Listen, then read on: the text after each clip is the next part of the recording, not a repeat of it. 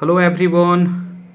चलिए स्टार्ट करते हैं अपने आज के सेशन को। और सबसे पहली बात कि देखिए, ये एग्ज़ाम जो है वो बहुत ही अच्छा अपॉर्चुनिटी है आप सभी के लिए, तो अच्छे तरीके से लग जाइए। और आप लोग का बोलना था कि सर सबसे पहले प्लांट पैथोलॉजी, एंटोमोलॉजी और निमेटोलॉजी को स्टार्ट कीजिए, क्योंकि ये कहीं ना कहीं बहुत इंपॉर्टेंट हो जाता है और हमें समझ में नहीं आता है। और देखो, ये बहुत ही इंपॉर्टेंट भी हो जाता है कि आप जिस पोस्ट के लिए जा रहे हो उसमें सबसे ज़्यादा वेटेज आपका प्लांट पैथोलॉजी, एंटोमोलॉजी और निमेटोलॉजी का ही है। आप देखेंगे कि जो पेपर सेकेंड है हमारा एग्रीकल्चर का, उसमें कंप्लीट ये 3 सब्जेक्ट से ही क्वेश्चन आपके पूछे जाएंगे।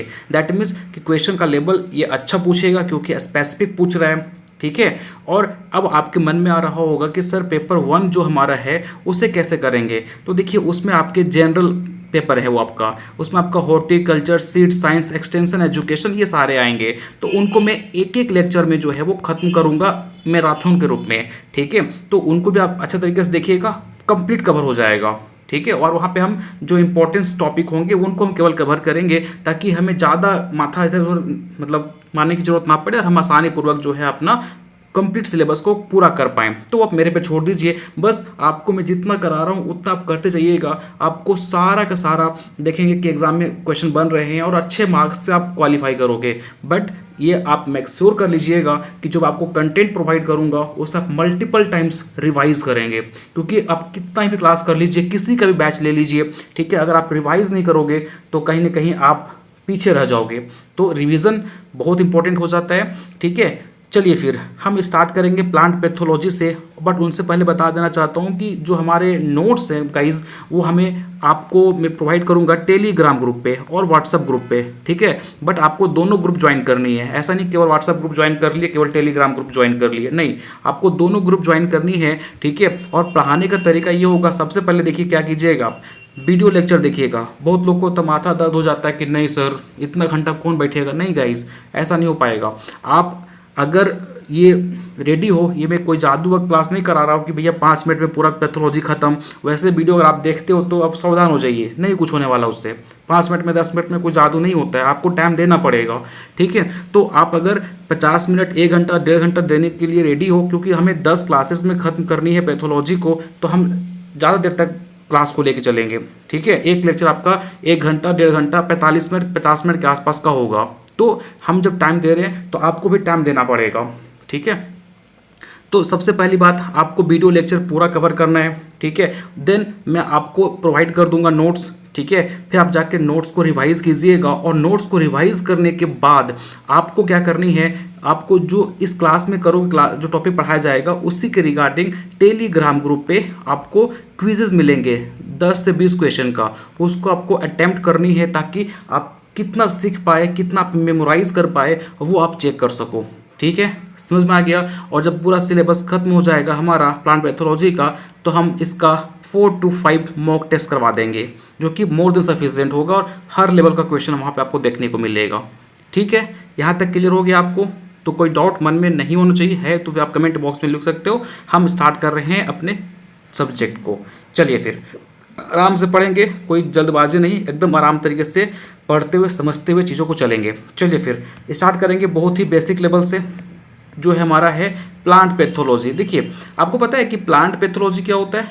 एनीवन गाइस, प्लांट पैथोलॉजी क्या होता है? सबको पता है कि सर जो प्लांट होता है ना, कई बार क्या होता है उसमें हम देखते हैं बहुत तरह की बीमारियां लग जाती है, और वो बीमारियां जो है ना सर प्लांट को बहुत तकलीफ पहुंचाती है। प्लांट हमारा ग्रो नहीं कर पाता, फ्रूटिंग नहीं कर पाता, ठीक है। उनमें जो फल बनते हैं वो अच्छे तरीके से मैच्योर नहीं हो पाते। तो बहुत तरीके से प्लांट सर सफ़र करता है। कई बार सर हमने देखा है ना कि प्लांट ही हमारा सफ़र करके जब कुछ नहीं हो पाता तो प्लांट हमारा डाई कर जाता है, विल्ट कर जाता है, कंप्लीट वो सूख जाता है। अब इसी को हम सर बोलते हैं प्लांट पैथोलॉजी। लेकिन गाइज यहाँ पे, हाँ ठीक, आप सही बोल रहे हो, लेकिन यहाँ पे आपको ऐड भी करना है केवल वो तो ठीक है, प्लांट में चीज़ सफरिंग हो रहा है उसको हम बोलते हैं प्लांट पैथोलॉजी। लेकिन इसके अलावा आप क्या बोल सकते हो कि हाँ सर वो तो होता ही है, साथ में सर यहाँ पे हम केवल प्लांट के जो मर रहे हैं, जो सिम्टम हो रहा है वो केवल नहीं पढ़ते सर, उसके अलावा वो क्यों हो रहा है, उसका मैनेजमेंट क्या है, ठीक है, कैसे उसको हम कंट्रोल कर सकते हैं, उनके बारे में भी हम यहाँ पे पढ़ते हैं, ठीक है, मतलब एक डिजीज आई तो वो कैसे आई, उसका सिम्टम क्या था, कैसे उसको मैनेज करेंगे, कंप्लीट इन्फॉर्मेशन जो है वो हम पढ़ते हैं। वो पैथोजन के बारे में भी हम स्टडी करते हैं प्लांट पैथोलॉजी के अंदर। ठीक है, समझ में आ गया। तो सबसे पहला क्वेश्चन मैं किसी एग्जाम के अंदर देखा था, बहुत ही बेसिक सा क्वेश्चन उन्होंने पूछ दिया था। कई बार एग्जाम में क्या करता है, बेसिक सा क्वेश्चन आपको दे देता है, आप यहाँ पे गलत कर जाते हो। ठीक है, प्लांट पैथोलॉजी जो है वो किस वर्ड से ड्राइव हुआ है, याद रखिएगा। लोजर, जहाँ पे लॉजी लगा होता है आपको वैसे ही पता है, वो ग्रीक वर्ड से हमारा ड्राइव होता है।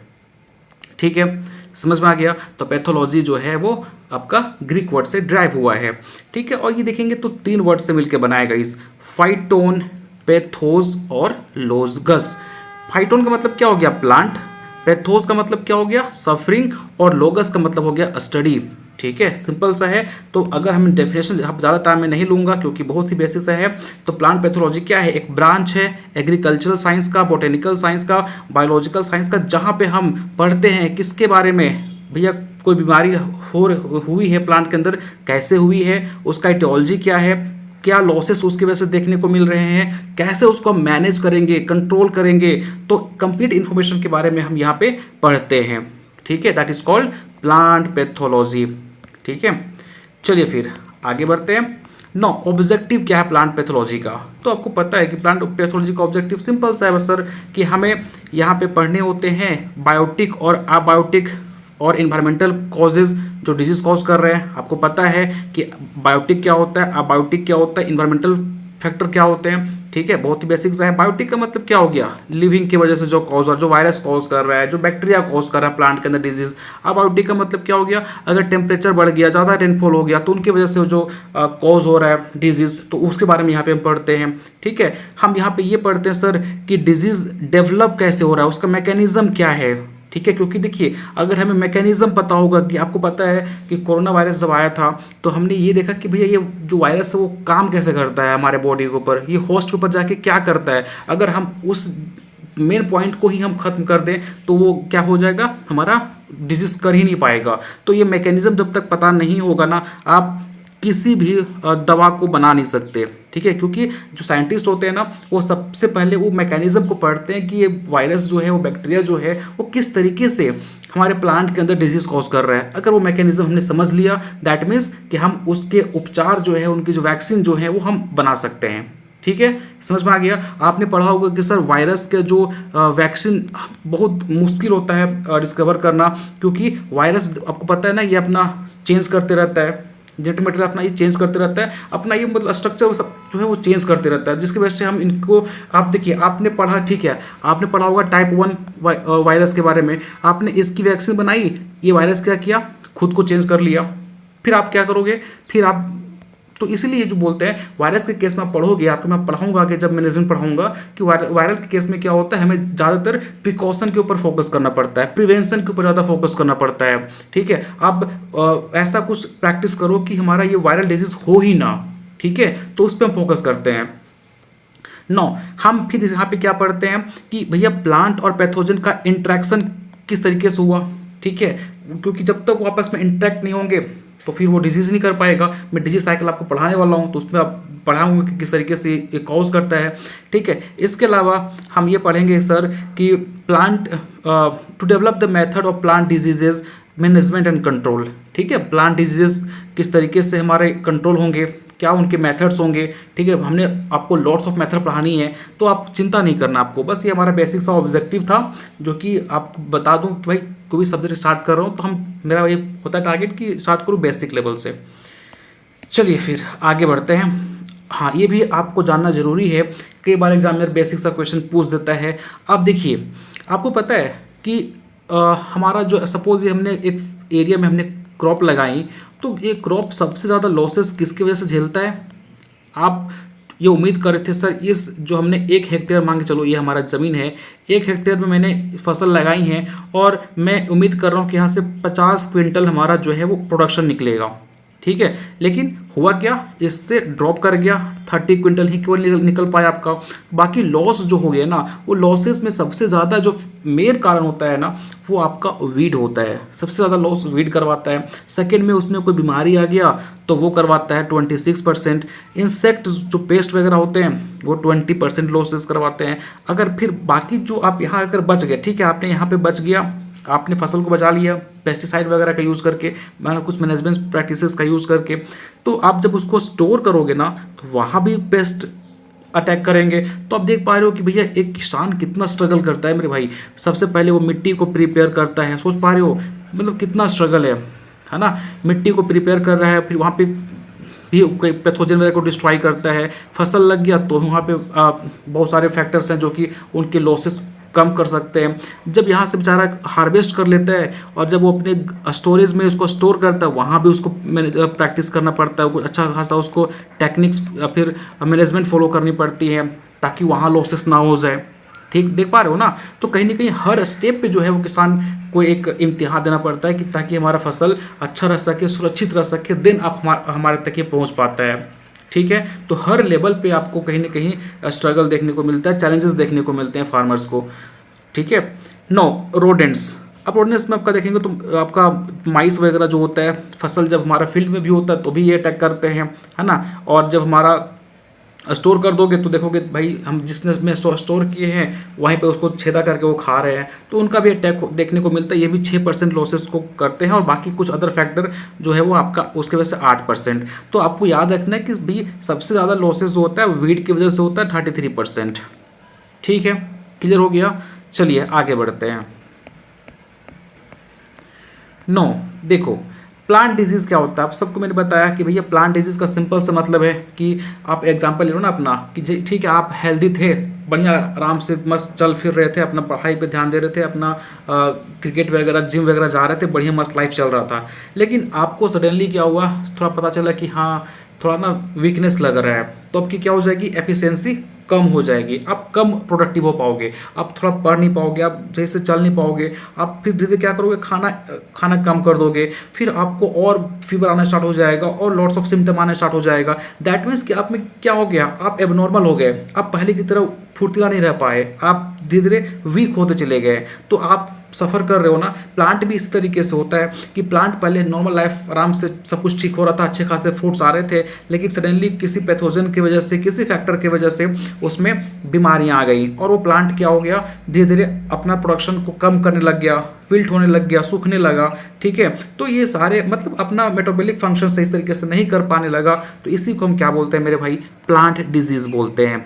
अगर खुद से रिलेट करके समझ पाओगे तो बहुत ही ईजी हमारा ये सब्जेक्ट है।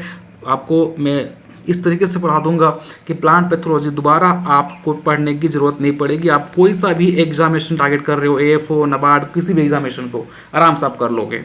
ठीक है, यहाँ तक क्लियर हो गया, आगे बढ़ूँ। चलिए बहुत बढ़िया। नौ, अगर हम टाइप्स ऑफ प्लांट डिजीज़ की बात करें तो ये मैं क्लासिफिकेशन पढ़ाऊंगा। ये हमारा अभी आज का जो लेक्चर है ना वो बेसिक इंट्रोडक्शन वाला लेक्चर है। ठीक है, तो मैं केवल यहाँ पे आपको रूबरू करा रहा हूँ कि भैया ये क्या होता है, ये क्या होता है, कुछ टर्मिनोलॉजी बताऊंगा आपको, ताकि आपको जब आप उनके पैथोजन वगैरह के बारे में पढ़ पाओगे तो उसके बारे में आपको चीज़ समझ में आ जाए। ठीक है, तो ये हमारा बेसिक सा लेक्चर है। तो अब देखिए अगर प्लांट डिजीज़ की बात करूं तो इन्फेक्शियस, बायोटिक और प्लांट डिजीज़ क्या होता है, मतलब इन्फेक्शियस, बायोटिक, प्लांट डिजीज़ क्या होता है। आपको मैंने बताया था ना, बायोटिक मतलब बायो, बायो का मतलब क्या होता है, लिविंग। ठीक है, कलर चेंज कर लूँ, अच्छा ठीक है। बायो का मतलब क्या होता है, लिविंग होता है। तो देखो अगर प्लांट में जो डिजीज़ है वो कोई बायोटिक मतलब कोई लिविंग फैक्टर कॉज कर रहा है, लिविंग फैक्टर में क्या आ सकता है, आपका फंगस हो गया, पैरासाइट हो गया, निमेटोड्स हो गए, वायरस हो गए, बैक्टीरिया हो गए, कुछ भी हो गए। मतलब अगर ये डिजीज कोई लिविंग फैक्टर कॉज कर रहा है, स्पायरोप्लाज्मा हो गया, फाइटोप्लाज्मा हो गया, ठीक है, तो वो क्या कहलाएगा मेरे भाई, वो कहलाएगा बायोटिक फैक्टर। सर ये जो है वो इन्फेक्शियस होता है, मतलब कि ये अगर एक प्लांट में हो गया तो यहाँ से दूसरे प्लांट में भी ये फैल सकता है। ठीक है, अब किसी के मन में आ रहा होगा कि सर हमने पढ़ा है कि वायरस तो नॉन लिविंग होता है, आप बोल रहे हो वायरस जो है वो लिविंग है। वायरस तो नॉन लिविंग होता है। देखो मेरे भाई, वायरस तब तक नॉन लिविंग होता है जब तक इसे होस्ट ना मिल जाए। होस्ट से बाहर है तो ये एक्ट करेगा एज अ नॉन लिविंग, ठीक है। जैसे इसको होस्ट मिल जाता है ये वर्क करता है एज अ लिविंग फैक्टर, पता होना चाहिए, ठीक है। बेसिक सी बातें हैं। 9, अब देखते हैं। हाँ, ये ब्लैक, ठीक है ना।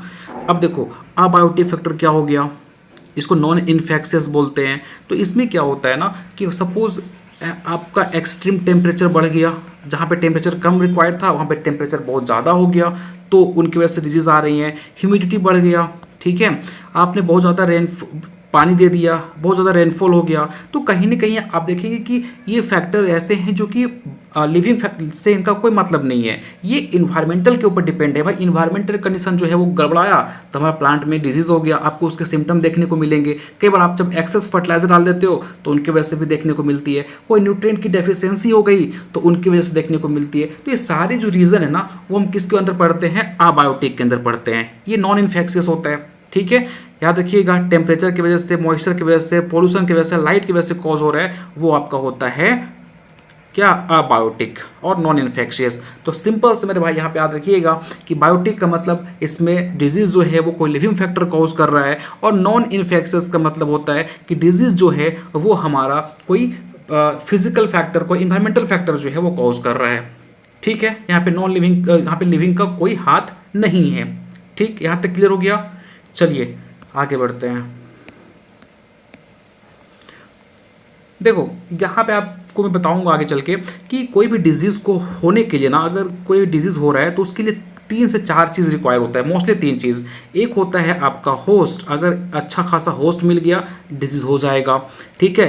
पैथोजेन, ठीक है, पैथोजेन मिल गया तो भी डिजीज़ हो जाएगा। और इन्वायरमेंट, देखो मैं समझाता हूँ इसको, ठीक है, डिकोड करके। पैथोजेन है, इसको सुटेबल इन्वायरमेंट मिल गया, ठीक है, सुटेबल होस्ट मिल गया, डिजीज हो जाएगा, ठीक है मेरे भाई। तो डिजीज का मेजर जो 3 रीजन होता है, 3 कारण होते हैं कि भैया कोई पैथोजन को अच्छा होस्ट मिल गया, ठीक है, अच्छा इन्वायरमेंट मिल गया, डिजीज कॉज कर देगा। लेकिन यहाँ पे चौथा फैक्टर भी होता है, दैट इज टाइम। कैसे सर? देखिए, अगर ठीक है आप मान के चलिए कि हाँ अच्छा खासा हमें इन्वायरमेंट मिल गया, अच्छा खासा पैथोजन को होस्ट मिल गया, पैथोजन भी है तो डिजीज हो जाएगा, लेकिन वो टाइम सही नहीं है।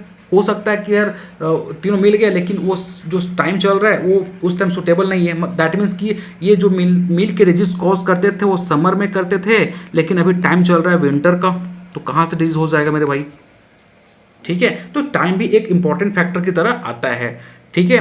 तो याद रखिएगा, ठीक है। पैथोजन के रूप में क्या हो सकते हैं, फंगस हो सकते हैं, बैक्टीरिया हो सकते हैं, वायरस हो सकते हैं, निमेटोड्स हो सकते हैं, फाइटोप्लाज्मा हो सकता है, स्पाइरोप्लाज्मा हो सकता है, ठीक है। चलिए आज का लेक्चर बता रहा हूँ, इंट्रोडक्शन लेक्चर है। देखिए मैंने बताया था ना कि डिजीज साइकिल होने के लिए, मतलब कोई भी डिजीज होने के लिए पैथोजन चाहिए। आई पैथोजन को एक सुटेबल ससेप्टिबल अच्छा खासा होस्ट चाहिए जहाँ पे आसानी से अपना ये काम कर सकता है, अपने आप को मल्टीप्लाई कर सकता है, अपना ये काम जो वो कर सकता है। तो एक उसको अच्छा होस्ट मिल गया, अच्छा इसको इन्वायरमेंट मिल गया, अच्छा खासा ह्यूमिडिटी है, अच्छा खासा सब कुछ जो कि एक डिजीज करने के लिए जो रिस्पॉन्सिबल होता है वैसा अगर क्लाइमेट मिल गया, ठीक है, अच्छा खासा टाइम मिल गया मेरे भाई, तो ये क्या कर देगा, डिजीज कर देगा, ठीक है। इसको मैं आगे पढ़ाने वाला हूँ तो इसको भी आप लोड मत लीजिए, बस इतना याद रखिएगा कि कोई भी डिजीज होने के लिए पैथोजन, होस्ट, इन्वायरमेंट और टाइम की रिक्वायरमेंट होती है। ये जहाँ पे मिल गए डिजीज 100% हो जाएगा, ठीक है। समझ में आ गया यहाँ तो कोई डाउट? चलिए फिर आगे बढ़ते हैं। 9 देखिए आपको दिखा रहा हूँ यहाँ पे, ठीक है, कि वैसे मैं आपको आगे बताने वाला हूँ, इसका लोड मत लीजिए, ठीक है। देख पा रहे हो वायरसेस जो है वो यहाँ पे कॉज कर रहे हैं, तो आपका अल्ट्रा स्ट्रक्चरल चेंजेस आएगा, ठीक है। अगर फाइटोप्लाज्मा यहाँ पे इन्फेक्ट कर रहा है तो फोटोसिंथेसिस में दिक्कत आती हैं, ठीक है। फंगस लग गया तो सेकेंडरी मेटाबोलाइट्स वगैरह मैं बताऊंगा क्या होता है। कि बैक्टीरिया लग गया तो फिर रेस्पिरेटरी पार्ट फिर डिस्टर्ब हो जाता है, ठीक है। तो मतलब कहीं ना कहीं मैं आपको दिखा रहा हूँ कि भैया ये पैथोजन वगैरह हैं और इनकी वजह से प्लांट में बहुत तरीके की दिक्कत आती है, इससे ज़्यादा आपको कुछ यहाँ पे समझना नहीं है, ठीक है। चलिए आगे बढ़ते हैं। नो, यहाँ से आप ध्यान से समझना, अभी तक हमने बेसिक वैसी बात कर रहे थे जो कि आपको शायद पता होगा, बट अभी से हम जो बातें करेंगे वो कहीं ना कहीं इंपॉर्टेंट होगा आपके लिए, समझना ध्यान से। आपको मैंने पहले बताया था कि पैथोलॉजी जो है वो ग्रीक वर्ड से ड्राइव हुआ है, ठीक है। अब प्लांट पैथोजन क्या होता है मेरे भाई, प्लांट पैथोजन क्या होता है, देखो क्या होता है बताता हूँ। प्लांट पैथोजन की जब बात करोगे तो क्या होता है, कोई भी ऐसा एजेंट, कोई भी ऐसा इंटिटी जो इंड्यूस करता है डिजीज को प्लांट के अंदर। दैट मीन्स कि मान के चलो कि ये प्लांट है, इसमें कोई भी इंटिटी, कोई पैथोजन, वायरस वगैरह कोई भी हो सकता है, ठीक है, इसमें वो डिजीज कॉज कर दे रहा है। मतलब कि प्लांट पहले अपना नॉर्मल लाइफ कर रहा था, अपना मेटाबॉलिक, अपना फोटोसिंथेसिस अच्छे तरीके से ग्रो कर रहा था, फ्रूटिंग वगैरह अच्छे तरीके से आ रहे थे, बट कोई इंटिटी जो है वो इसके मेटाबॉलिक को, इसके नॉर्मल फंक्शन को डिस्टर्ब कर दिया, इसको इरिटेट कर दिया, ठीक है, और ये अपना एबनॉर्मल फंक्शन नहीं कर पाने लगा, इसमें चेंजेस देखने को मिलने लगेंगे, प्लांट हमारा सूखने लगेगा।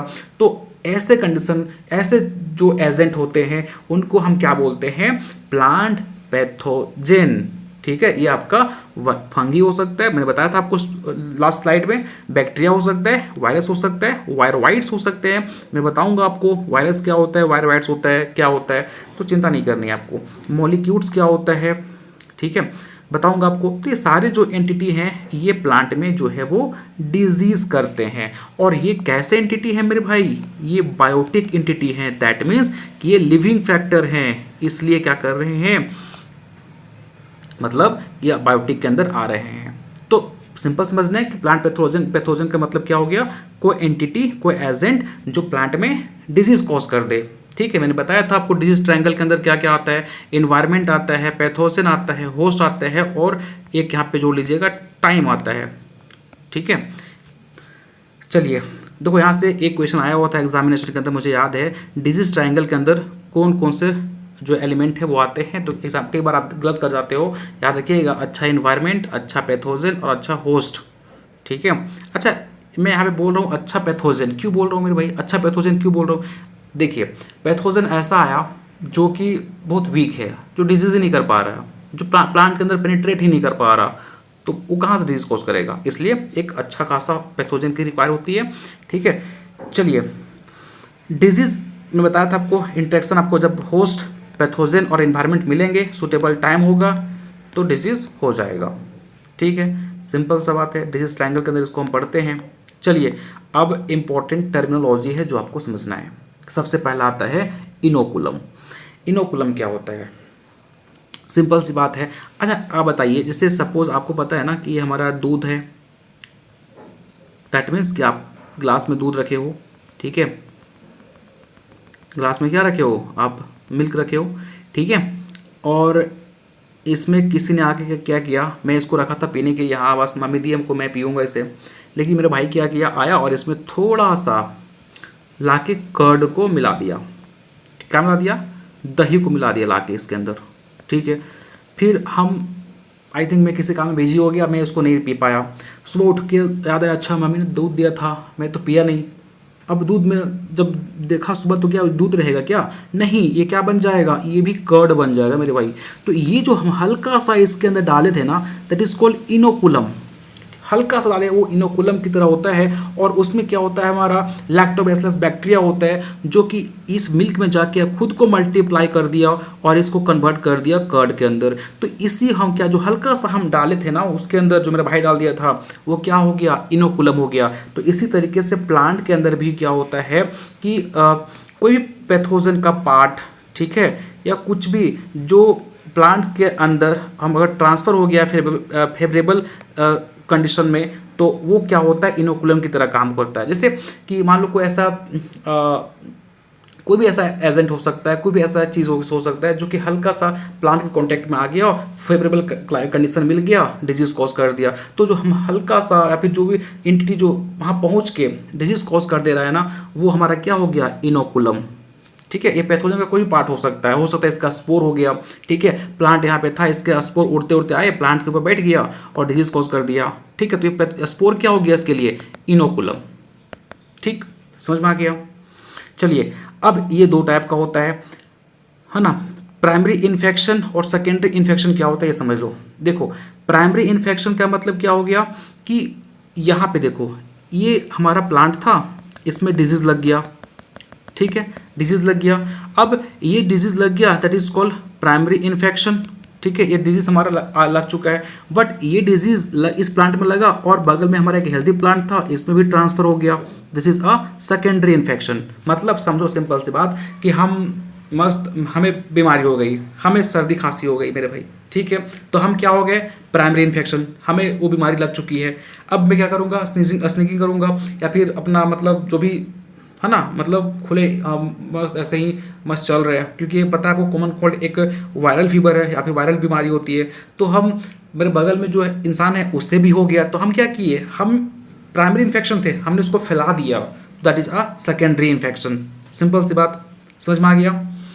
चलो, तो यहाँ पे मैंने बताया इनोकुलम क्या होता है, जो हल्का सा प्लांट का कोई भी पार्ट जो प्लांट में डिजीज कॉज कर रहा है उसको इनोकुलम बोल रहे हैं। प्राइमरी इन्फेक्शन जो कि डिजीज को इनिशिएट कर रहा है और सेकेंडरी जो उसको स्प्रेड कर रहा है। सिंपल। वेक्टर क्या होता है, वेक्टर सपोज देखिए ये हमारा प्लांट था, समझते चलो बस, सब चीज़ आपको क्लियर हो जाएगा। प्लांट था हमारा, ये प्लांट में डिजीज लगा हुआ था, कोई भी वेक्टर जैसे सपोज इंसेक्ट हो गया, माइट हो गया, बर्ड्स हो गया, निमेटोड्स हो गए, पैरासिटिक प्लांट हो गया, ह्यूमन इनफैक्ट हम लोग भी, ठीक है। तो हमने क्या किया कि कोई मान लो कोई माइट जो है या फिर कोई बर्ड्स है वो इस प्लांट के ऊपर बैठा, ठीक है, और ये यहाँ से फिर कोई हेल्दी प्लांट में चला गया, ठीक है, कोई हेल्दी प्लांट में चला गया, तो इनके जो स्पोर थे ना, डिजीज वाला प्लांट का स्पोर था, कुछ भी पार्ट हो सकता है, वो इस प्लांट के ऊपर भी चला गया, इस प्लांट में चला गया, ठीक है। तो ये जो हमारा दैट इज अ बर्ड था ना, ये बर्ड क्या किया, इस डिजीज वाले प्लांट से कुछ पोर्शन को लेके कहाँ छोड़ दिया, हेल्दी वाले प्लांट के ऊपर, और यहाँ पे डिजीज कॉज हो गया। तो ये जो डिजीज को एक जगह से दूसरी जगह ले जाने का काम कर रहा है ना, वो क्या है, आपका वेक्टर है, ठीक है, जो पैथोजन को ट्रांसमिट करता है इन्फेक्टेड प्लांट से नॉन इन्फेक्टेड प्लांट के अंदर। दिस इज इंपॉर्टेंट, ठीक है। वेक्टर हमेशा पैथोजन को ट्रांसफर करता है इन्फेक्टेड पार्ट से नॉन इन्फेक्टेड या फिर अनइन्फेक्टेड प्लांट के ऊपर, जैसे कि मैंने आपको यहाँ बता दिया, ठीक है। अब यहाँ पे आपके मन में आ रहा होगा सर ह्यूमन कैसे वेक्टर हो सकता है, हमने तो नहीं पढ़ा है, ह्यूमन कैसे वेक्टर हो सकता है सर। सिंपल सी बात है मेरे भाई, आप प्लॉइंग कर रहे थे, सिंपल समझो, आपका फील्ड था, आपने यहाँ पे प्लॉइंग करी, ठीक है, और आपने इसमें बहुत सारे मान, इसमें जो आपने प्लॉइंग करी है उसमें कोई प्लांट होगा जो इसमें डिजीज हो गया होगा, ठीक है। आपने फिर उसी प्लॉ से दूसरे फील्ड में जाके आपने क्या किया, प्लॉइंग करने लगा, तो ये क्या हुआ, ये जो हमारा इसके स्पोर्स थे, इनके जो पैथोजन थे वो यहाँ से ट्रांसफर हो गया आपके हेल्दी फील्ड के अंदर भी, ठीक है। तो इस तरीके से हम क्या करते हैं, भी रिस्पॉन्सिबल होते हैं वेक्टर की तरह, ठीक है, समझ में आ गया। तो वेक्टर कुल के बात इतना है कि वेक्टर सर एक ऐसा पार्ट होता है जो कि पैथोजन को ट्रांसमिट करता है इन्फेक्टेड से नॉन इन्फेक्टेड में, ठीक है। चलिए इतनी बातें समझ में आ गई, आगे बढ़ते हैं। चलो अब वर्ड आया इरेडिकेशन।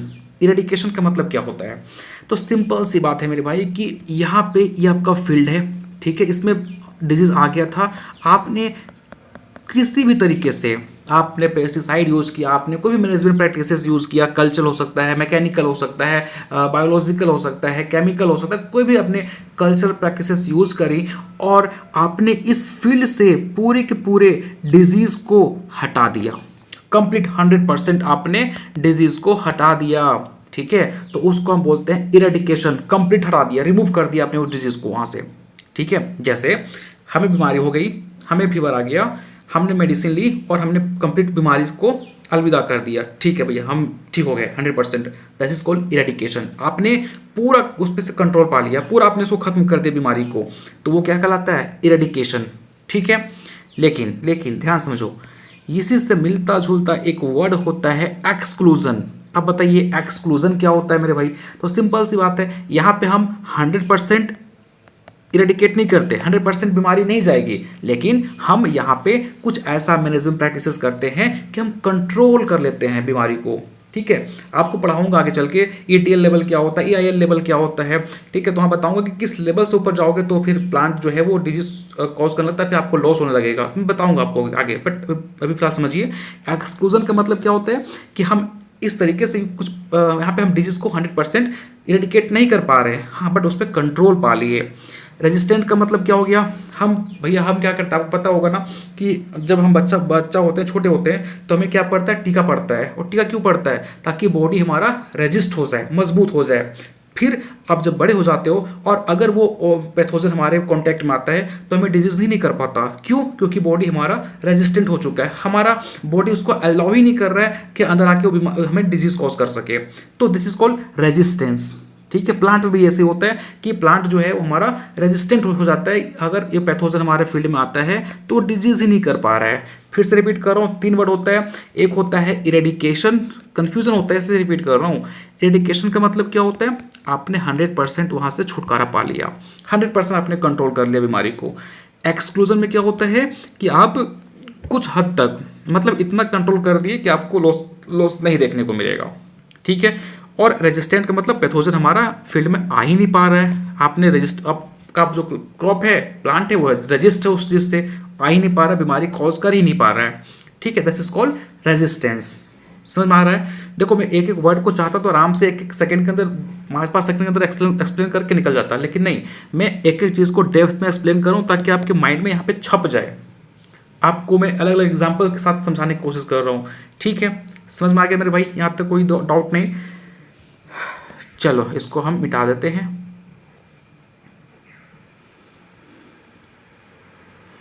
अगला है हमारा जो term, this is called sign. देखो अब ये वर्ड, ये टर्म ऐसे है ना जिनको आप अगर नहीं समझोगे तो आपको प्लांट पैथोलॉजी समझ में नहीं आएगा।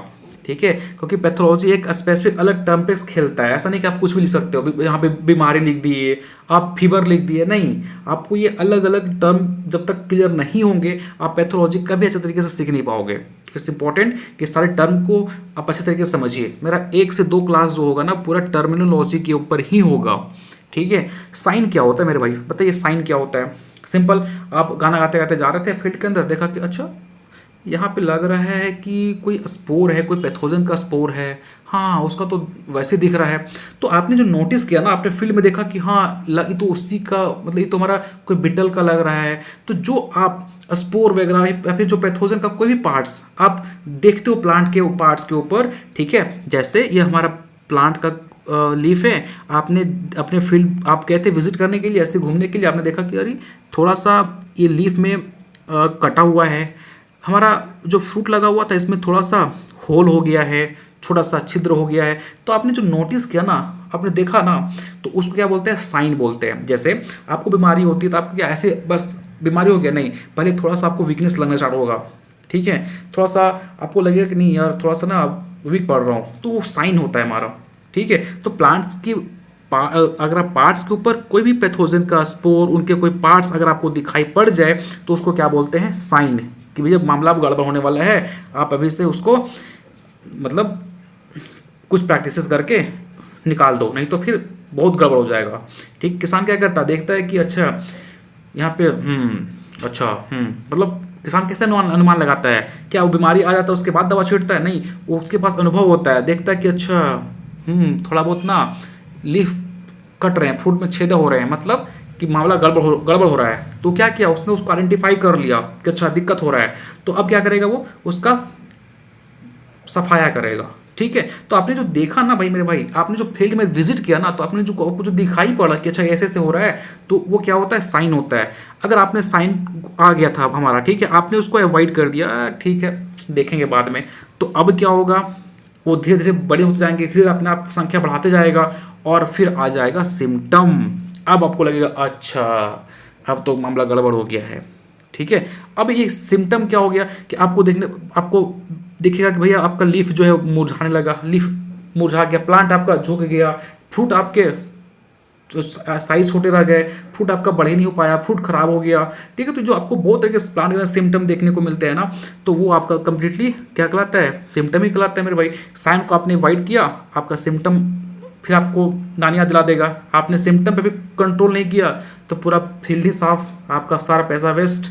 ठीक है, तो सिम्टम को अगर हम टेक्निकली अगर डिफाइन करें तो एक्सटर्नल और इंटरनल जो रिएक्शंस होते हैं, हो सकता है इंटरनल जब हमारा पैथोजन अंदर चला गया हो तो इंटरनल भी रिएक्शन कॉज कर रहा है, बाहर से तो होता ही है। तो इंटरनल और एक्सटर्नल जो रिएक्शन हो रहे हैं प्लांट के अंदर, उनकी वजह से जो सिम्टम कॉज हो रहा है, ठीक है, जो डिजीज कॉज हो रहा है, तो वो सारे क्या कहलाते हैं? सिम्टम। सिंपल से समझना है मेरे भाई, क्या प्लांट के आप देख रहे हो प्लांट का हाइट छोटा रह जा रहा है, प्लांट की पत्तियां मुरझा जा रही हैं, प्लांट के फ्रूट्स खराब हो जा रहे हैं, तो सारे क्या हैं? सिम्टम ही तो हैं। ठीक है, आगे बढ़े। चलो अब आता है एक वर्ड, इसको यहाँ पे हम थोड़ा सा इधर कर देते हैं। चलिए, सिंड्रोम क्या होता है? अब देखो, जब बहुत सारे सिम्टम देख लिए कि हाँ हमारा पत्ती भी खराब हो रहा है, फ्रूट्स भी खराब हो रहे हैं, प्लांट का हाइट भी छोटा रह जा रहा है, प्लांट टूट के नीचे गिर जा रहे हैं, ठीक है, तो जब बहुत सारे सिम्टम को आपस में जोड़ दीजिएगा मेरे भाई, तो सारे को कहते हैं सिंड्रोम। ठीक है, ध्यान समझो। साइन आपने फील्ड में देखा, थोड़ा बहुत जो आपको पैथोजन का पार्ट दिखाई पड़ा, आपने अवॉइड किया, सिम्टम दिखेगा आपको प्लांट का, जो भी आपके पत्ती हरा मोटा जो भी हो रहे हैं, ठीक है, फ्रूट्स खराब हो रहे हैं, सिम्टम दिखेगा, और सारे सिम्टम को जब मिला दोगे तो क्या बन जाएगा? सिंड्रोम। ठीक है, समझ में आ गया यहाँ तक? कोई डाउट? कोई भी डाउट नहीं है ना? चलिए आगे बढ़ते हैं। नो गाइस, अब समझते हैं हम लोग डिसऑर्डर क्या होता है। डिसऑर्डर क्या होता है? देखो, ये डिसऑर्डर और डिजीज दो टर्म होते हैं हमारे। डिजीज जो होता है ना, वो आपके बायोटिक फैक्टर, पैथोजन वगैरह कॉज करते हैं। अगर ये बीमारी जो है वो pathogen, bacteria, virus, phytoplasma, nematodes ये कॉज कर रहे हैं, मतलब बीमारी आपका लिविंग फैक्टर कॉज कर रहा है, तो उसको डिजीज बोलेंगे। लेकिन अगर बीमारी जो है न्यूट्रिएंट की डेफिशिएंसी से हो रही है, आपका इन्वायरमेंटल फैक्टर की वजह से हो रहा है, ठीक है, तो उसको हम डिसऑर्डर बोलते हैं। कई बार इंटरव्यू के अंदर ये बेसिक सा क्वेश्चन पूछ देता है, what is the difference between disease and disorder. तो पता होना चाहिए, डिजीज आपका कॉज कर रहा है लिविंग फैक्टर, और जो डिसऑर्डर होता है वो नॉन लिविंग फैक्टर कॉज करता है। वो उसमें आपका टेम्परेचर हो गया, इन्वायरमेंटल फैक्टर जो भी आपका ह्यूमिडिटी हाई हो गया, आपका ज़्यादा उसमें खाद डाल दिए, न्यूट्रिएंट की कमी हो गई, तो इसके वजह से जो कॉज हो रहा है ना, उसको हम डिसऑर्डर बोलते हैं। क्लियर हो गया यहाँ तक? आगे बढ़े। नेक्रोट्रॉप क्या होता है? नेक्रोट्रॉप एनीवन गेस कर पा रहे हो? नेक्रोट्रॉप क्या होता है? सिंपल समझो, एकदम आराम से, माथा पे जोर नहीं देना है, एकदम आराम तरीके से समझना है मेरे भाई। देखो, नेक्रो का मतलब क्या होता है समझते हो? नेक्रोसिस क्या होता है? नेक्रोसिस, अगर नेक्रोसिस का सिंपल सा मतलब होता है कि जो आपके टिश्यू सेल्स वगैरह होते हैं ना, उसको वो डेड कर मार देता है, किल कर देता है। ठीक है, तो यहाँ भी कुछ इस तरीके से है। सपोज ये हमारा होस्ट है, ठीक है, ये होस्ट है ना?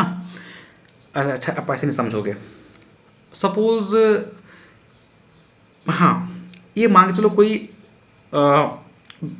ये हमारा प्लांट है, ठीक है, ये क्या है? हमारा प्लांट है।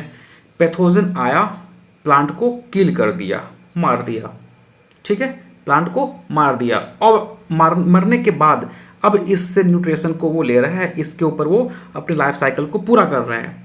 प्लांट था, उसको पहले किल कर दिया, और किल करने के बाद इससे न्यूट्रिशन को ले रहा है। This is called नेक्रोट्रॉप।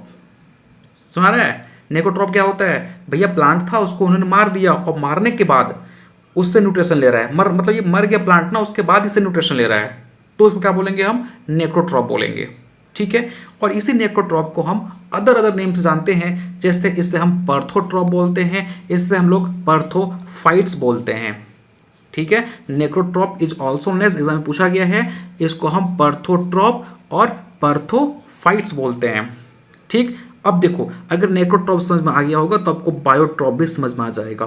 बायोट्रॉप क्या होता है? देखो, ये होस्ट था, ठीक है, अब पैथोजन आया और इसको किल नहीं करेगा। नेक्रोट्रॉप में किल कर दे रहा था, लेकिन अब ये इसको किल नहीं करेगा, इसके ऊपर जाएगा, इसी के ऊपर ये रिप्रोड्यूस करेगा, और इसी से वो न्यूट्रिशन लेगा, अपने लाइफ साइकिल को पूरा करेगा, लेकिन होस्ट को किल नहीं करेगा। अरे मेरे भाई, अगर आपके माइस जो कि नहीं ले जाते हैं, जो बोलते वगैरह ना, तो जो होते हैं वो क्या आपको मार देते हैं? नहीं, आप आराम से रहते हो, आपके ऊपर ये सर्वाइव करते हैं, और आपके लाइफ साइकिल, आपके यहाँ जो खून है वो सक करते रहते हैं, अपने लाइफ साइकिल को पूरा करते रहते हैं। वही हो गया बायोट्रॉप। अगर आपको वो किल कर देते फिर आपके यहाँ से जो खून है वो चूसते तो नेक्रोट्रॉप कहलाता। Is it clear everyone? चलिए,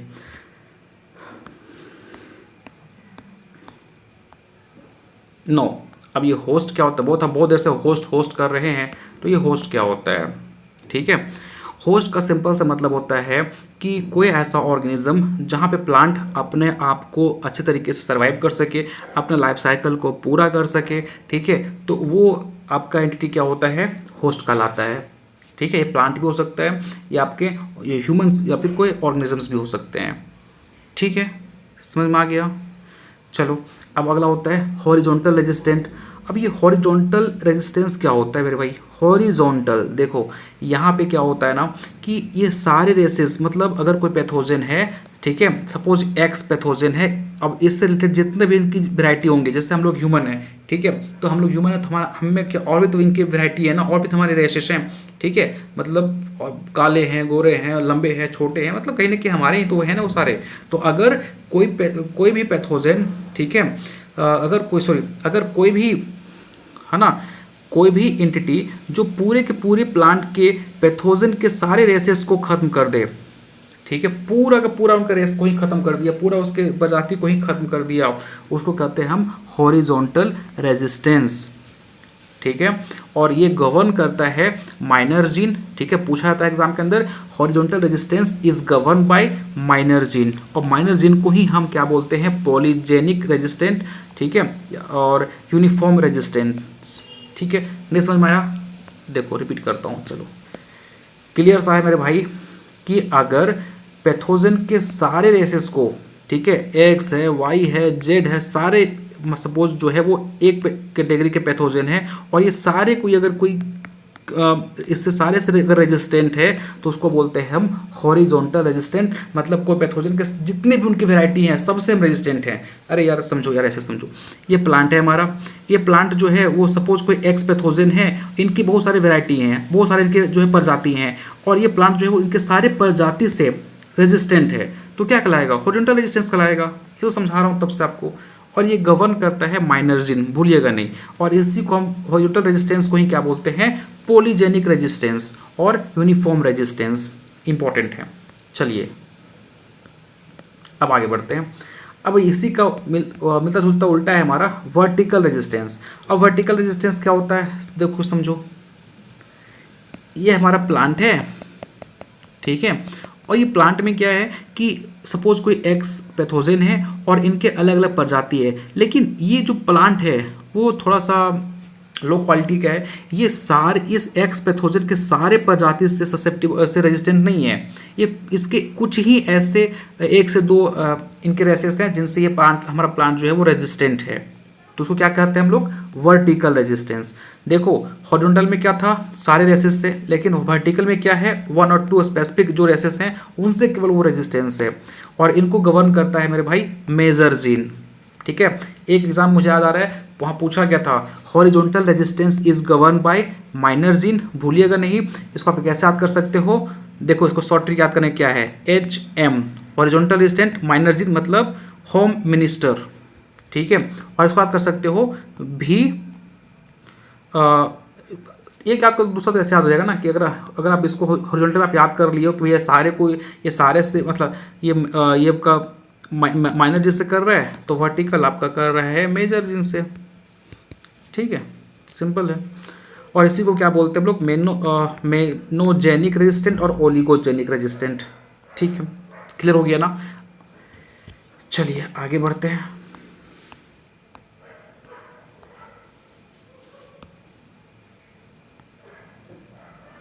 अगला वर्ड आ गया इनोकुलेट। इनोकुलेट का मतलब क्या होता है, मैंने बताया था आपको ना कि to insert a pathogen into a healthy tissue. मैंने बताया था आपको कि भैया अगर कोई पैथोजन है वो हेल्दी प्लांट में जाके जब जा रहा है, ठीक है, तो उसको हम क्या बोलते हैं, इनोकुलेट बोलते हैं, इनोकुलम से बना हुआ है, ठीक है, देख पा रहे हो ना, पैथोजन जो है वो इंसर्ट कर जाता है हेल्दी प्लांट के अंदर, सिंपल है। लेटेंट इन्फेक्शन क्या होता है, देखो सपोज पैथोजन कई बार देखोगे कि मान के चलो कि कोई पैथोजन है वो प्लांट के अंदर चला गया, लेकिन प्लांट ने किसी तरीके का कोई सिम्टम नहीं शो किया, ठीक है, प्लांट ने किसी तरीके की कोई सिम्टम शो नहीं करी, ठीक है, इन्फेक्शन के बावजूद, तो उसको क्या बोलते हैं, लेटेंट इन्फेक्शन। ठीक है, समझ में आ रहा है भैया, प्लांट जो है वो इन्फेक्ट हो चुका है, उस बीमारी मतलब पैथोजन एंट्री कर चुका है, लेकिन अभी तक कोई सिम्टम अब नहीं आया। ठीक है, क्या कहलाता है, लेटेंट इन्फेक्शन। लेटेंट का मतलब ही होता है छुपा हुआ। पैथोजेनेसिस क्या होता है, जो हमारा आपको बताऊंगा डिजीज चैन में एक लॉट्स ऑफ इवेंट होता है, तब जाके हमारा डिजीज कॉज होता है। तो जो सारे इवेंट्स हो रहे हैं ना, इन पैथोजन का इंसर्ट होना, मल्टीप्लाई करना, ठीक है, तो वो सारे जो इवेंट्स हो रहे हैं ना, वो सारे को मिला के हम क्या बोलते हैं, पैथोजेनेसिस बोलते हैं। ठीक है, वायरुलेंस का मतलब क्या होता है कि जो इन्फेक्शन पैथोजन ने करी है वो किस लेवल की है, क्या बहुत ज़्यादा इन्फेक्शन हो गया, बहुत हाई लेवल का है कि आप कंट्रोल ही नहीं कर पाएंगे, या फिर ऐसा है कि उसको अभी से जाके अगर थोड़ा बहुत अगर अच्छे तरीके से हम फॉलो करें तो मैनेज कर सकते हैं। तो वायरुलेंस कहलाता है, किस लेवल का इन्फेक्शन हमारा पैथोजन ने करी है। पैथोजेनेसिटी का मतलब क्या होता है कि जो पैथोजन है क्या उसमें कैपेबिलिटी है कि वो की डिजीज कॉज कर सके, तो उसको क्या बोलते हैं, पैथोजेनेसिटी। मतलब ये पैथोजन के एबिलिटी को शो करता है, क्या ये पैथोजन में एबिलिटी है कि डिजीज कॉज कर सके, अगर है तो दैट इज कॉल्ड पैथोजेनेसिटी। ठीक है, इन्फेक्शन सबको पता है कि प्लांट में अगर वो पेनिट्रेट कर गया देन अगेन वो हमारा वहाँ पे रहेगा, अपने आप को मल्टीप्लाई करेगा और इन्फेक्शन कॉज करेगा। इन्वेशन क्या होता है, ठीक है, the penetration and spread of pathogen, plant के अंदर पेनिट्रेट कर गया और फिर वो स्प्रेड कर जाएगा प्लांट के अलग अलग पार्ट में। इन्वेशन मतलब स्प्रेड कर गया, मतलब भाई मेरे भाई नाक से मेरा एंट्री किया, अब पूरा बॉडी में फैल गया, क्या कहला गया, वो इन्फेक्शन कहलाता है। ठीक है, इंक्यूबेशन पीरियड क्या होता है, सिंपल, जब वो प्लांट में इंसर्ट किया था और सिम्टम आने तक का जो टाइम पीरियड होता है ना, उनको हम इंक्यूबेशन पीरियड बोलते हैं। इंसर्ट किया, आफ्टर सम टाइम के बाद मुझे क्या हुआ, सर्दी आने स्टार्ट हो गए, फीवर आ गया, हम कमज़ोर हो गए, वीक हो गए, तो ये जो हमारा पीरियड हुआ ना इंसर्शन से लेके सिम्टम डेवलपमेंट तक का, वो पीरियड क्या कहलाता है, हमारा इंक्यूबेशन पीरियड। ठीक है, यहाँ तक क्लियर हो गया। चलिए फिर आगे बढ़ते हैं। इसी की मैं बात कर रहा था, बहुत इंपॉर्टेंट एग्जामिनेशन के अंदर यहाँ पे स्टेप पूछा जाता है, आपको अरेंज करने दे देंगे एग्जामिनर, तो यहाँ इंपॉर्टेंट हो जाता है आपके लिए। स्टेजेस ऑफ पैथोजेनेसिस, देखो ध्यान से, सबसे पहले यहाँ पे देखो, अटैच्ड हो गया, मतलब ये हमारा प्लांट था, इससे वो पैथोजन अटैच्ड हो गया, फिर वो धीरे धीरे क्या करेगा, इस प्लांट के अंदर इंसर्ट हो जाएगा, पेनिट्रेट कर जाएगा, अंदर चला जाएगा। अब ये प्लांट के अंदर जाके अपने होस्ट को पहचानेगा कि भैया एक ऐसा जगह बता दो जहाँ पे हम जाके आराम से रह पाएँ। अरे मेरे भाई ऐसा समझो कि आप जा रहे थे, पैथोजन आपके नाक से अंदर चला गया, अब बॉडी में चला गया। अब बॉडी में वो क्या करता है कि कोई स्पेसिफिक ऐसे ऑर्गन को खोजता है जहाँ पे वो आराम से रह सके और वो अपने आप को मल्टीप्लाई कर सके। तो वो होस्ट को वो क्या कर रहा है, रिकॉग्नाइज कर रहा है। तो पहले अटैच्ड हुआ, फिर उसके अंदर इंसर्ट कर जाएगा और अब जाके वो होस्ट को रिकॉग्नाइज करेगा कि कहाँ पे जाके हम अच्छे तरीके से सर्वाइव कर पाएँ। फिर वो क्या करेगा, जब वो आपको उसको होस्ट मिल गया, मल्टीप्लाई करेगा अपने आप को, और फिर वहाँ पे आपका इन्फेक्शन हो जाएगा प्लांट के अंदर, और फिर वो जब इन्फेक्शन कॉज कर दिया, अब वो मल्टीप्लाई किया है ना, तो अब ये पूरे के पूरे प्लांट में आपके फैलना स्टार्ट हो जाएंगे। ठीक है, फिर वो कोलोनाइज होना स्टार्ट करेंगे, फिर वो अपने आप को और मल्टीप्लाई करेंगे, उसके पैथोजन और मल्टीप्लाई करके रिप्रोड्यूस करेंगे, फिर पूरा प्लांट में फैल जाएगा। फिर जब पूरा ये इवेंट हो जाता है ना, मतलब पूरा जो पैथोजन ने पूरा अपने आप को मल्टीप्लाई कर लिया है, रिप्रोड्यूस हो गया है, अब जाके क्या होगा, जब इनकी संख्या एक एबंडेंट अमाउंट में हो जाएगी तो क्या हो जाएगा मेरे भाई, सिम्टम आ जाएगा। अब आपको दिखने लगेगा कि भाई मेरे फ्रूट्स खराब हो रहे हैं, प्लांट आपके विल्ट हो जा रहे हैं, प्लांट आपका टूटने लग गया है, प्लांट आपका ग्रो ही नहीं कर पा रहा है, ठीक है, पत्तियां खराब हो रही हैं। तो ये सब अब जाके यहाँ पे दिखना स्टार्ट हो जाएगा इतना इवेंट होने के बाद। जनरली एग्जामिनर यहाँ से आपको दे देता है अरेंज करने के लिए, तो इस सीक्वेंस याद रखिएगा मेरे भाई, यहाँ से यहाँ तक का। पहले सिंपल सा है ना, याद क्या करना, अटैच्ड हुआ, अब अटैच हो गया तो कैसे ना, ऐसे ऐसे, हाँ ठीक है, मज़ा आ रहा है सर, अटैच हो गया मज़ा आ रहा है, ऐसा तो नहीं होगा ना। अटैच हो गया, अब उसके अंदर पेनिट्रेट करेगा, होस्ट को रिकॉग्नाइज करेगा, वो अब इन्फेक्शन कर देगा, फिर वहाँ पे अपने आप को मल्टीप्लाई करके अलग अलग पार्ट्स में फैल जाएगा, कॉलोनी बना देगा, फिर जो फैले हैं वो अपने आप को अलग अलग जगह पे कॉलोनी बना देंगे, फिर वहाँ पे उस कॉलोनी में वो मल्टीप्लाई करेंगे, फिर जाके सिम्टम आ जाएगा। सिंपल सी बात है। अब यहाँ से दो रास्ते हैं सिम्टम आने के बाद, ठीक है। अब सिम्टम आ गया मेरे भाई, अब ये प्लांट सोचेगा पैथोजन, अब ये प्लांट को तो हम खत्म कर ही दिए हैं, अब चलो दूसरे प्लांट की तरफ चलते हैं। तो दिस इज कॉल्ड, मैं आपको बताया था ना सेकेंडरी इनोकुलम क्या होता है, कि एक बार तो हो चुका है, अब हम दूसरे प्लांट की तरफ स्प्रेड करेंगे। अब ये भाया स्पोर वाया रूट के थ्रू क्या हो गया, ये दूसरे प्लांट में जाके इन्फेक्शन कॉज कर दिया। This called incubation. समझ में आ गया। अब एक रास्ता ये हो गया कि हम इस प्लांट को बर्बाद करते हैं, तो दूसरे प्लांट को बर्बाद करते हैं। दूसरा रास्ता क्या हो गया कि सिम्टम आने के बाद जब फिर ये ओवर विंटरिंग स्टेज में चले जाएंगे, फिर आफ्टर सम टाइम ये डोरमेंट स्टेज में चले जाएंगे, और फिर ये जैसे फिर आप दोबारा प्लांट को लगाओगे तो फिर अब इसमें डिजीज कॉज करना स्टार्ट कर देंगे। ठीक है, सिम्टम आ गया, आप पैथोजन क्या हो गया, प्लांट को तो बर्बाद कर दिया। अब ये प्लांट जो पैथोजन है वो खुद को डोरमेंट स्टेज में ले जाएंगे। फिर जब नेक्स्ट टाइम जब आप लगाओगे ना क्रॉप को, तो अगेन ये फिर वहाँ पे प्राइमरी इनोकुलम की तरह आएंगे और फिर डिजीज कॉज करेंगे। फिर आपका इसी तरीके से चलता रहेगा। तो ये आपका कंप्लीट डिजीज साइकिल होता है। ठीक है, समझ में आ गया। होप सो गाइस आपको समझ में आ गया होगा कि प्लांट पैथोजेनेसिस में जो डिजीज साइकिल है वो कैसे वर्क करता है। चलिए हिस्ट्री पढ़ेंगे हम लोग अब थोड़ा बहुत कि भाई आपके हिस्ट्री क्या है प्लांट पैथोलॉजी के। चलिए पहले ये बताइए, थोड़ा सा देख लेते हैं कैसा लग रहा है आपको प्लांट पैथोलॉजी पढ़ के। अभी तक आपको लगा ऐसा पॉइंट जिसको हम याद करें, बैठ के याद करें, सर याद नहीं हो रहा, ऐसा कोई भी पॉइंट लगा आपको? नहीं लगा, बिल्कुल भी नहीं। अब बस याद रखिए ना यार कि मंजिल बड़े हैं आपके, सपने बड़े हैं, क्योंकि आपने यार प्लांट प्रोटेक्शन इंस्ट्रक्टर बनने की सोचा है, तो कहीं ना कहीं ये इतने छोटे मोटे तो सपने हैं नहीं कि हाँ बस 2 चीज़ पढ़ लिया आपका एग्ज़ाम क्वालिफाई हो गया। लाखों बच्चे हैं, कितने बच्चे हैं जो कि रात दिन लगे पड़े हैं, और आप अगर उतना तक भी मेहनत नहीं करोगे तो नहीं हो पाएगा ना। तो आप देखेंगे कि मैं आपको एक एक पॉइंट पे जितना तरीके से अपना एग्जाम्पल लेके, हम ह्यूमन का एग्जाम्पल लेके, हम प्लांट का एग्जाम्पल अलग तरीके से लेके समझाने की कोशिश कर रहा हूँ आपको, ताकि बस आप ये याद कर सको, आपके मन में वो चीज़ आ जाए कि एग्जामिनर अगर सपोज लैंग्वेज को घुमा के पूछ दे आपसे तो आप उसका आंसर कर पाओ, क्योंकि आप कंसेप्ट क्लियर रहेगा ना तो आप जनरली आंसर कर पाओगे, 100% आंसर कर पाओगे। कई बार एग्जामिनर क्या होता है, स्टेटमेंट दे देता है, नीचे आपको पूछ देगा कि ये क्या कहलाता है, तो आपको जो सभी टर्म जब तक क्लियर नहीं होंगे ना, अब यकीन मानिए प्लांट पैथोलॉजी आपको समझ नहीं आएगा। हमें आपको देख पा रहे हो ना आप कि हम प्लांट पैथोलॉजी को एकदम स्टार्ट किए हैं 0 लेवल से। आप कोई भी एग्जाम को टारगेट कर रहे हैं, चाहे वो इफ़को हो, नाबार्ड हो, एफ हो, कोई भी हो, तो आप 0 लेवल से स्टार्ट किए हैं आप। ठीक है, तो 100% आपको ये चीज़ें क्लियर हो जाएंगी और फिर आपको दोबारा पढ़ने की जरूरत नहीं पड़ेगा। ठीक है, मैं आपको ये PDF तो प्रोवाइड कर ही दूंगा, साथ में जब हमारा पूरा ये प्लांट पैथोलॉजी खत्म हो जाएगा 10 लेक्चर के बाद, तो मैं आपको शॉर्ट नोट्स के थ्रू भी चीज़ों को रिकॉल करवा दूंगा एकदम आराम से, और ये शॉर्ट नोट्स मैं आपको प्रोवाइड भी करने वाला हूँ। तो अब इससे ज़्यादा आप क्या एक्सपेक्ट करते हो? ठीक है, आपको लेक्चर खत्म होने के बाद क्विजेज भी मिल रही हैं। ठीक है, this is enough guys, this is enough. अगर आप नहीं कर पाओगे, आप नहीं करोगे, आप तो फिर आपका जाहिर सी बात है सिलेक्शन नहीं होगा, तो फिर रिस्पॉन्सिबिलिटी आप खुद लोगे। मैंने आपको पूरा कंटेंट फ्री ऑफ कॉस्ट दिया है, 1 रुपये भी मैंने चार्ज नहीं रखी हैं, ताकि बस आप वहाँ तक पहुँच सको। ठीक है, तो हम अपना तो 100% दे ही रहे हैं, बस आप ये देखिए कि आप कितना दे पा रहे हो। चलिए गाइस स्टार्ट करें। हिस्ट्री ऑफ प्लांट पैथोलॉजी बहुत ही सिंपल सा है। कई बार एग्जाम में बेसिक सा क्वेश्चन पूछ देता है, फादर ऑफ प्लांट पैथोलॉजी कौन है? एंटन डिबेरी।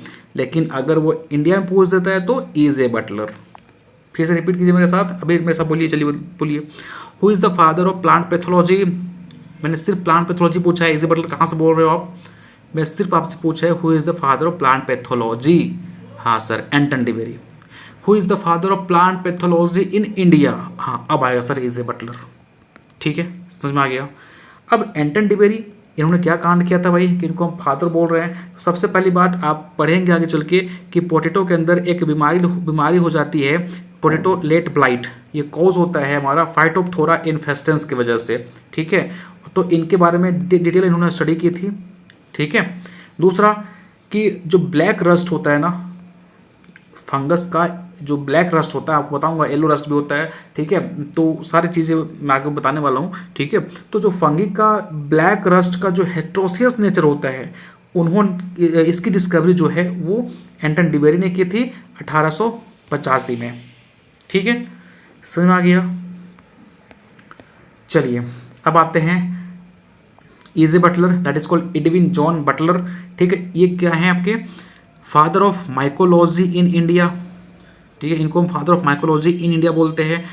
ठीक, अब इन्होंने एक बुक लिखा था mycology, this is called study of fungus. Study of fungus is known as mycology. ठीक है, इन्होंने एक बुक लिखी थी fungi and disease in plant, कब 1918 में। कई बार एग्जाम में क्या करता है, आपसे पूछता है कि fungi and disease in plant book जो है वो किसका है, तो याद रखिएगा इजी बटलर का है। ठीक है। फादर ऑफ बॉटनी कौन है, थियोफ्रास्टस। फादर ऑफ माइकोलॉजी कौन है, P.A. मिकेली। ठीक है। चलिए, हाँ अब यहाँ पे आप कंफ्यूज हो गए, सर आप तो इजी मतलब, अरे भाई आप यहाँ देखो ना क्या पूछा है आपसे, who is the father of mycology in India पूछेगा तो आप इजी बटलर जाइएगा, who is the father of mycology पूछेगा तो P.A. मिकेली। इंडिया नहीं पूछा अभी तक, तो कंफ्यूज मत करो यहाँ पे। देखो, father of wheat rust disease in India, wheat rust जो होता है बहुत एक व्हीट के अंदर बहुत ही मेजर बीमारी होता है ये। ठीक है, तो उनके फादर कौन है, तो डॉक्टर K.C. मेहता। ठीक है। Father of microbial technique of bacteriology, Robert Koch हैं। इन्होंने याद रखिएगा बैक्टीरियल इटियोलॉजी इन्होंने दी है, इन्फेक्स डिजीज को लेके कोस्ट पोस्टुलेट दिया है इन्होंने। ठीक है, तो बहुत एक मेजर इनका रोल रहा है, तो याद रखिएगा इनके बारे में। चलिए आगे बढ़ते हैं, लास्ट ही हमारा थोड़ा बहुत कोई हिस्ट्री क्वेश्चन आता है ना, इसलिए आपसे बता दे रहा हूँ आपको। चलिए, फादर ऑफ एपिडेमियोलॉजी कौन है, तो वेंडर प्लैंक है। इन्होंने क्या किया था, ही गैव 2 काइंड्स ऑफ रेजिस्टेंस, जो आप पढ़े थे ना, वर्टिकल रेजिस्टेंस और हॉरिजॉन्टल रेजिस्टेंट। बताइए क्या होता है, बताइए, देखते कितना रिटेन कर पाए आप, रिकॉल करो आप, बताइए वर्टिकल रेजिस्टेंस क्या था और हॉरिजॉन्टल रेजिस्टेंस क्या था, और दोनों को गवर्न कौन जिन कर रहा था, बताइए मेरे को, तभी मैं आगे बढ़ने वाला हूँ। रिकॉल करो, माइंड को रिकॉल करो, चलिए रिकॉल सोचिए, ये नहीं कि मैं पीछे से कब देख रहे हो, नहीं, आप रिकॉल करो यहाँ पे। चलिए, बहुत बढ़िया बहुत बढ़िया बहुत बढ़िया। देखो, हॉरिजॉन्टल रेजिस्टेंस में मैंने बताया था आपको कि ये पैथोजन के सारे रेसेस को से रेजिस्टेंट होता है, मतलब उस पैथोजन का कोई भी प्रजाति आ जाए भैया हमें बीमारी नहीं कर पाएगा। तो क्या है हॉरिजॉन्टल रेजिस्टेंस, मैंने ट्रिक बताया था, HM होम मिनिस्टर इसको माइनर जीन जो है वो गवर्न कर रहा था। ठीक है। वर्टिकल रेजिस्टेंस में बताया था आपको कि 1 से 2 प्रजाति से क्या होता है, रेजिस्टेंस होता है। ठीक है। चलिए आगे बढ़ते हैं, अगला आ गया आपका T.J. बरील। इन्होंने फर्स्ट टाइम रिपोर्ट किया था प्लांट बैक्टीरियल डिजीज को, जो कि फायर ब्लाइट ऑफ पियर, कहाँ पे, फायर ब्लाइट ऑफ पियर को फर्स्ट टाइम रिपोर्ट किसने किया था, T.J. बरील ने किया था। और ये fire blight of pear cause होता है इरविनिया अमाइलोबोरा की वजह से। ठीक है, याद रखिएगा। H.S. फ्लोर, इन्होंने जिन टू जिन कंसेप्ट दिया है, दिस इज पूछा गया है आपके, ये A4 एग्जाम पूछा गया था कि जिन टू जिन कंसेप्ट किसने दिया है, तो याद रखिएगा जिन टू जिन कंसेप्ट देने वाले साइंटिस्ट हैं H.S. फ्लोर। ठीक है। और ये किस में दिया था, तो याद रखिएगा ये लिंसिड रस्ट में इन्होंने इनकी खोज करी थी। ये कॉज होता है मेलम स्पोरा लिवनी। ठीक है। टीओडाइनर इंपॉर्टेंट है, इन्होंने वायरवाइड्स टर्म को दिया है, टर्म वायरवाइड गिवन बाय टीओडाइनर। ठीक है। फर्स्ट टाइम इसकी डिस्कवरी करी थी पोटैटो स्पिंडल ट्यूबर डिजीज के अंदर। जो वायरवाइड्स की स्टडी है उन्होंने किसने की है, तो याद रखिएगा टीओडाइनर। और किसमें किया था फर्स्ट टाइम, तो पोटैटो स्पिंडल ट्यूबर डिजीज के अंदर। और ये डिजीज किसकी वजह से कॉज होता है, ये भी याद रखना, potato tuber disease spindle disease जो है वो किसकी वजह से कॉज होता है, वायरवाइड्स की वजह से कॉज होता है। ठीक है, ऐसे इस तरीके से बात करना है। B.B. मुंडकर जो हैं ये इस्टेब्लिश किए थे Indian phytological society IARI new Delhi. तो B.B. मुंडकर जो हैं इन्होंने एक फाइटोलॉजिकल सोसाइटी की स्थापना करी थी IARI दिल्ली के अंदर। ठीक है, याद रखिएगा, ये सब फैक्ट है जो आपको याद रखना है। चलिए अब यहाँ पे कुछ इंपॉर्टेंट सा एपिडेमिक्स है जो आपको याद रखनी है, आप इसको याद रखिएगा। सबसे पहला यहाँ पे आपसे क्वेश्चन पूछेगा आयरिश फेमाइन कब आया था मेरे भाई, आयरिश फेमिन कब आया था, 1845 में। ठीक है, और ये बहुत ही खतरनाक था। ठीक है, बहुत लोग भूखमरी से मर गए थे। ठीक है, और ये जो आयरिश फेमिन आया था, तो ये टाइम पीरियड 100% याद रखिएगा कि ये आयरिश फेमिन कब आया था, 1845 में। ये किसकी वजह से आया था मेरे भाई, तो याद रखिएगा पोटैटो के अंदर एक, क्योंकि उस टाइम ना देखो, उस टाइम बहुत सारे लोग ऐसे थे जो कि पोटैटो के ऊपर डिपेंड थे। ठीक है, उनका ये मेजर फूड हुआ करता था, लेकिन इस पोटैटो के अंदर एक बीमारी लग गया, that is called late blight of potato. और ये कॉज होता है फाइटोप्थोरा इन्फेस्टेंस की वजह से, और सारा पोटैटो इनकी ख़राब हो गई और ये भूखमरी की वजह से बहुत ज़्यादा लोग हैं वो मारे गए थे। तो आयरिश फेमिन मेरे साथ बोलो, चलिए बोलिए मेरे साथ बोलिए। आयरिश फेमिन 1845 में आया था। ठीक है, किसकी वजह से आया था? तो ये पोटैटो के अंदर एक बीमारी लगता है लेट ब्लाइट ऑफ पोटैटो, और ये कॉज करता है कौन सा फंगस? Phytophthora infestans. ठीक है, उनकी वजह से आया था। चलिए अगला आ गया बंगाल फेमिन। ये भी पूछा जाता है इनका टाइम पीरियड कब आया था? 1943 के अंदर। ठीक है, और ये आयरलैंड में आया था। कहाँ आया था? आयरलैंड के अंदर आया था। और ये कहाँ आया था? बंगाल के अंदर आया था। तो 1943 में आया था। और ये किसकी वजह से आया था? ये राइस में एक बीमारी लगता है that is called brown spot of rice. ठीक है, और ये कॉज करता है हेलमिंथोस्पोरियम ओराइजे। तो इनमें जो बंगाल फेमिन था 1943 में आया। पहला पॉइंट, ये जो है वो राइस में एक बीमारी आ गई थी ब्राउन स्पॉट ऑफ राइस, और ये कॉज करता है हेलमिंथोस्पोरियम ओराइजे, उनकी वजह से हुआ था। इतनी बात याद रखिएगा। कॉफ़ी रस्ट कहाँ पे? श्रीलंका में आया था। है ना, हेमिलिया वेस्टाट्रिक्स। ठीक है, ये उतना बस इसका बस याद रखिएगा कि कॉफी रस्ट कहाँ पे आया था? श्रीलंका में आया था। वीट रस्ट कहाँ पे आया था? यूएसए के अंदर, पक्सिनिया ग्रामिनीस टिटिसाई। ठीक है, और सॉर्दर्न कॉर्न लीफ ब्लाइट जो है वो यूएसए में आया था, हेलमिंथोस्पोरियम मैडेस। ये मोस्टली आपको मेज में देखने को मिलेगा। ठीक है, मेज में ये बीमारी कॉज करता है। चलिए डॉनी मिल्ड्यू की बात करें तो ये सारे आपको याद रखना है गाइस। देखना यहाँ सारा क्वेश्चन पूछा है, यहाँ से क्वेश्चन क्या पूछा बताता हूँ आपको। अगर डॉनी मिल्ड्यू की बात करें ग्रैप्स के अंदर, तो ये फ्रांस में देखने को मिला, और इसी डॉनी मिल्ड्यू की वजह से एक आपको मिक्सर बनाया गया। दिस बहुत इंपॉर्टेंट है आपके एग्जामिनेशन के अंदर। कौन सा है? Bordeaux mixer. ठीक है, इसको हम कॉपर फंगिसाइड भी बोलते हैं। याद रखना, बोर्डेक्स मिक्सर जो है वो डॉनी मिल्ड्यू ऑफ ग्रैप्स के लिए बनाया गया था। और ये डॉनी मिल्ड्यू ऑफ ग्रैप्स जो है वो कॉज कौन करता है? प्लाज्मोपेरा विटिकोला। ठीक है, किसने डिस्कवर किया था मेरे भाई बोर्डेक्स मिक्सर को? मिलार्डेट। तो कितना क्वेश्चन यहाँ से बन गया मेरे भाई? इंपॉर्टेंट है इसलिए बता रहा हूँ आपको। कितना क्वेश्चन बन गया? पहली बात कि ये डॉनी मिल्ड्यू ऑफ ग्रैप्स जो है कहाँ पे आया था? फ्रांस के अंदर। कॉज कौन करता है? प्लाज्मोपेरा विटिकोला। ठीक है, इससे बचने के लिए किसने बोर्डेक्स मिक्सर की डिस्कवरी करी? किसने किया था? मिलार्डेट ने किया था। बोर्डेक्स मिक्सर को दूसरा नाम क्या है? Copper fungicide. कब डिस्कवर किया गया था? 1885 में। ठीक है, ताकि ये डॉनी मिल्ड्यू को हम कंट्रोल कर सके। ठीक है, समझ में आ गया।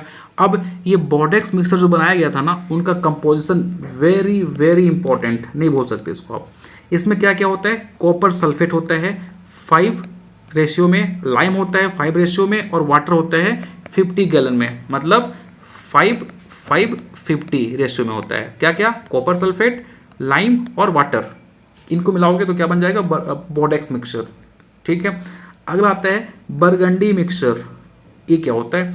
इसको डिस्कवर किया था मेशन ने 1887 के अंदर, और ये सब कुछ वही होता है, लेकिन यहाँ पे याद रखिएगा कि रिप्लेस हो जाता है सोडियम कार्बोनेट जो है वो वॉशिंग सोडा के साथ। ठीक है, जैसे इनमें क्या क्या होता है? कॉपर सल्फेट होता है, सोडियम कार्बोनेट होता है, और वाटर होता है 5-6-50 रेशियो में। ठीक, याद रखिएगा। एक होता है यहाँ पे चौबातिया पेस्ट। चौबातिया पेस्ट जो है इसको डिस्कवर किया था वीबी सिंह ने 1942 के अंदर, और ये यूज़ होता है वुंड को ड्रेस करने में। जैसे मतलब प्लांट में दे दो, वहाँ पे अगर छील भी दोगे तो वहाँ पे ब्लीडिंग होना स्टार्ट होता है, मतलब वहाँ से जो है वो जूस वगैरह टाइप का नहीं आने लगता है। ठीक है, तो उनसे फंगस बीमारी होने की चांसेस काफ़ी ज़्यादा होती हैं, तो उनमें ये लगा दीजिए। ठीक है, तो ये मोस्टली एप्पल वगैरह में पियर, ब्लैक स्टेम, ब्राउन स्टेम, ये सब जो कॉज होता था उसमें ये यूज़ होता था। ठीक है, मोस्टली हीलिंग पर्पज़ के लिए यूज़ होता था। और इनका कंपोजिशन क्या है? Copper carbonate, red lead, raw जो आपके लिंसीड होते हैं ऑयल, और लेनोलिल, और 8-8-10 रेशियो में। तो ये आ देखिए कंपोजिशन, तीनों composition is the most important कि भाई बोर्डेक्स मिक्सर का कंपोजिशन क्या है, बरगंडी मिक्सर का कंपोजिशन क्या है, चौबातिया पेस्ट का मिक्सर क्या है, ये बहुत इंपॉर्टेंट है आपके लिए, पता होना चाहिए आपको। ठीक है, चलिए गाइस, तो फाइनली हमारा आज का सेशन ओवर होता है। हमने लॉट्स ऑफ टॉपिक को कवर कर लिया आज। ठीक है, आपका करीब 1 घंटा के आसपास हमारा ये होने को है, और ये 1 घंटे में हमने लॉट्स ऑफ टॉपिक को कवर करी हैं। कल हम स्टार्ट करेंगे कुछ और टर्मिनोलॉजी के साथ, और कल हम फिर अपने आगे के जो पोर्शन है वो कवर करेंगे। याद रखिएगा, हमें 10 लेक्चर के अंदर पूरा प्लांट पैथोलॉजी कवर करनी है, इसमें आपके डिजीज़ वगैरह जो हैं वो भी कवर करनी है। तो इसलिए थोड़ा सा सिंसियर हो जाइए, पढ़ने के पढ़ते आराम से हो जाएगा, एकदम ही हेडेक नहीं लेनी है आपको, ठीक है। तो चलिए फिर आज के लिए इतना ही रखते हैं। होप सो अच्छा लगा होगा तो वीडियो को लाइक कीजिएगा, ठीक है, उसे शेयर भी कीजिएगा जो लोग को ये ज़रूरत है, ठीक है। और डेफिनेटली बात है कि थोड़ा सपोर्ट रखोगे तो मैं आपको बहुत ही चीज़ें प्रोवाइड करने वाला हूँ। इनफैक्ट आपका जो शुगर कैन का भी आई थिंक वैकेंसी आई हुई है ना कोई एक बिहार के अंदर, उसका भी मैं क्लास स्टार्ट करवाने वाला हूँ। तो बस ये श्योर रखिएगा कि हमें थोड़ा हेल्प चाहिए। और हाँ, आप देख पा रहे हो चैनल को subscribe, this is the most important. भाई क्यों नहीं करते हो आप लोग? देखोगे तो भाई मतलब 80% लोग जो है वो वॉच करते हैं, लेकिन 20% ही लोग सब्सक्राइब करते हैं। वाई? क्या ही आता है भाई? सब्सक्राइब कर दोगे, नोटिफिकेशन आ जाएगा, तो आप ही के लिए बेटर है ना। तो सब्सक्राइब भी कर देना, लाइक भी कर देना, शेयर भी कर देना, ठीक है। मैं जनरली बोलता नहीं हूँ सब चीज़ें, लेकिन क्योंकि भाई मेहनत लगती है। आप देखेंगे 1 घंटा में अपने यहाँ पे कंटिन्यूस बोलता रहा, ठीक है, ताकि आप समझ सको। तो मेहनत लगती है, तो इतना तो आप कर ही सकते हो ना। चलिए फिर, क्योंकि आपसे देखिए, आपसे 1 रुपये भी चार्ज नहीं ले रहा हूँ, तो इतना तो आप कर ही दोगे। ये उम्मीद के साथ गाइज हम मिलते हैं नेक्स्ट लेक्चर में। तब तक ध्यान रखिए, सुरक्षित रहिए, पढ़ते रहिए, मेहनत करते रहिए। Thank you so much.